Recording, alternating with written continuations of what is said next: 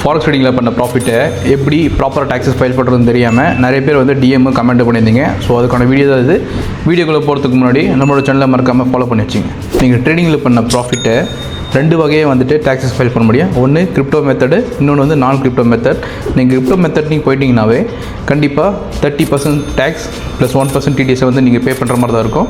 அதுவே நான் crypto method, அதாவது direct bank transfer, UPI transfer, net seller, Skrill, rice payments, இந்த மாதிரி வந்து தேர்ட் பார்ட்டி ஆப்ஸில் நீங்கள் பேங்க்குக்கு விட்ரால் போட்டு நீங்கள் நார்மல் பிஸ்னஸ் இன்கம் டேக்ஸ் லேபில் நீங்கள் எடுக்கிற ரிட்டர்ன்ஸை பொறுத்து நீங்கள் டேக்ஸஸ் பே பண்ண முடியும்.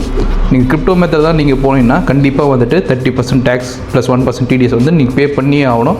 ட்ரேடிங்கில் சின்னதாக, அதாவது இயர்லி ஒரு 5 lakhs தான் வந்து நான் ட்ரேடிங்லேயே சம்பாதிக்கிறேன் அப்படின்ற போது நீங்கள் டேக்ஸஸ் பற்றி நீங்கள் பெருசாக வரி பண்ணிக்க வேண்டாம். அதே 10 lakhs 12 lakhs மேலே போகுதுன்ற போது கண்டிப்பாக நீங்கள் டேக்ஸஸ் ஃபைல் பண்ணுறது பெஸ்ட்டு. ஏன்னா கவர்மெண்ட் வந்து ஃபாரெக்ஸ் அண்ட் கிரிப்டோ மேலே பயங்கர ஸ்ட்ரிக்டாக இருக்காங்க. ஸோ இந்த வீடியோவை ஃபாரெக்ஸ் ட்ரேடிங் பண்ணுறவங்க ஃப்ரெண்டுக்கு ஃபார்வர்ட் பண்ணிவிட்டு மறக்காமல் நம்மளோட சேனலே ஃபாலோ பண்ணி வச்சுங்க.